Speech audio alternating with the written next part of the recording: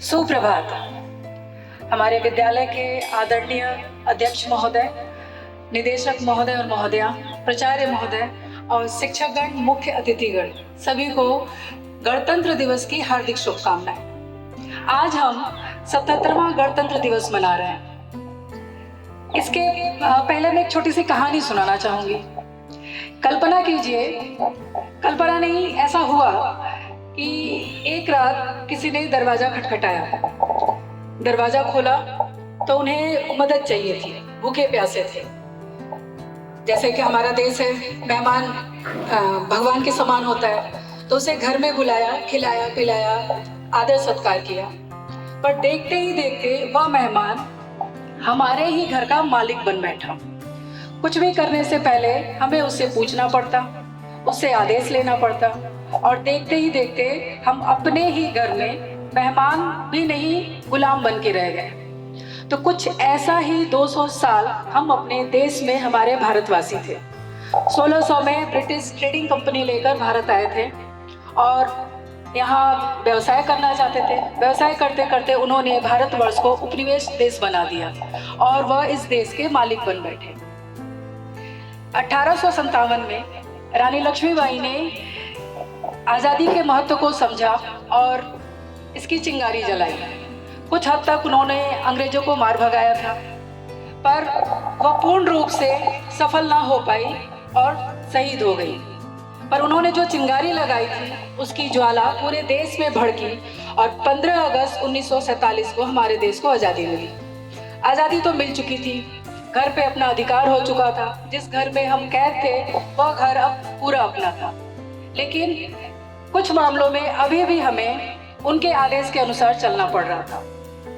तो आज़ादी के साथ साथ सभी नियम भी हमारे हों, इसके लिए संविधान का गठन किया गया। 9 दिसंबर 1946 की इसकी पहली बैठक हुई और उस दिन यह लिखना शुरू हुआ, जो 2 साल 11 महीने और 18 दिन में 26 नवंबर 1949 को पूरा हुआ। अब 26 नवंबर 1949 को जब ये पूरा हुआ तो इसे लागू करने के लिए 26 जनवरी 1950 का इंतजार क्यों किया गया?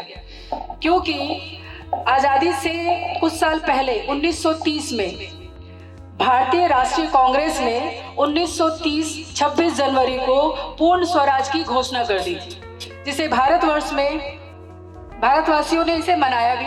कुछ उन्हें इसकी ब्रिटिश सरकार की तरफ से इन्हें अवहेलना भी झेलनी पड़ी।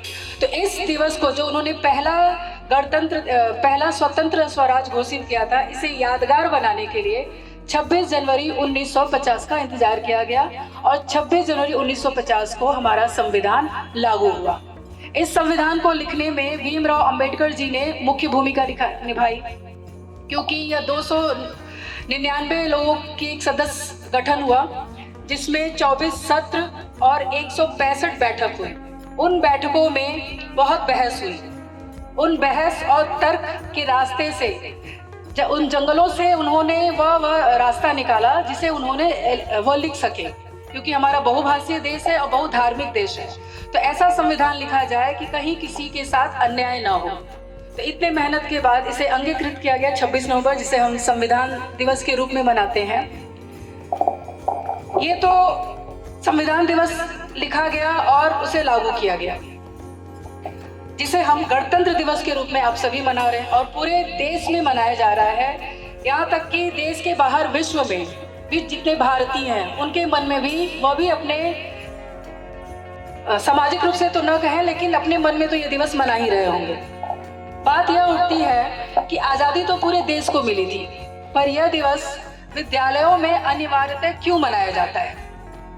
क्योंकि बच्चों, आप वह बीज हो जो आपके अभिभावक यहाँ हमारे पास दे जाते हैं कि हमने एक बीज दे दिया, हम एक छोटा सा मिट्टी का टुकड़ा दे रहे हैं, इसे आप सुंदर बर्तन बनाइए।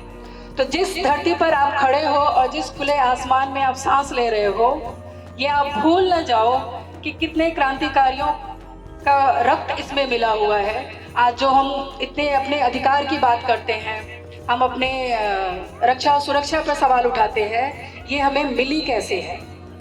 ये जब बीज को मिट्टी में डालते हैं तो उसमें हवा पानी के साथ, तो आप जो वो बीज हो कि हवा पानी के साथ त्याग, बलिदान, साहस भी हम आपके रक्त में भर सके। इसलिए विद्यालयों में यह दिवस मनाना अनिवार्य है।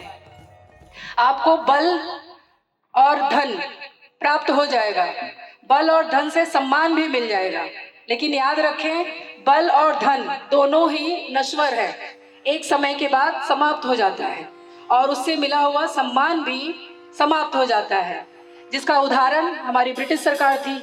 200 साल उन्होंने हमें अपने ही घर में ऐसा कैद रखा था कि हम सांस लेने में भी डरते थे। शिक्षा नहीं थी हमारे देश में, उन्होंने जानबूझ से शिक्षा से दूर रखा था।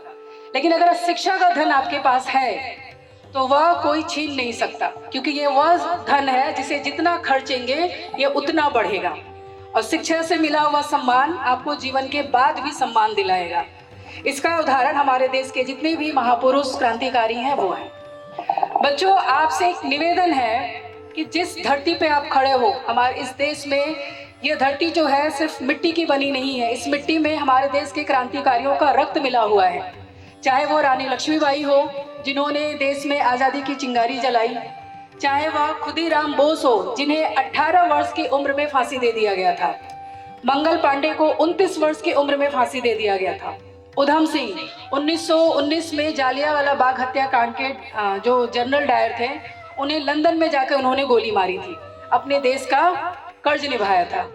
तो इन्हें आप भूल न जाओ, इनके बलिदान को आप भूल न जाओ। अपने रक्त में, अपने मन में, अपने हृदय में यह जोश रखो कि हम सब बर्दाश्त करेंगे पर अपने देश के प्रति एक कोई भी बुरी नज़र बर्दाश्त नहीं करेंगे। संवाद तो आप सुबह से सुन रहे हैं, शायद मेरा भी संवाद काफ़ी लंबा हो गया, तो बस मैं 2 पंक्तियों से अपने वाणी को विराम देती हूँ।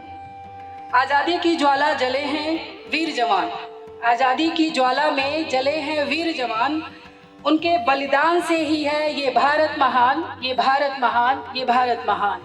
जय हिंद, धन्यवाद।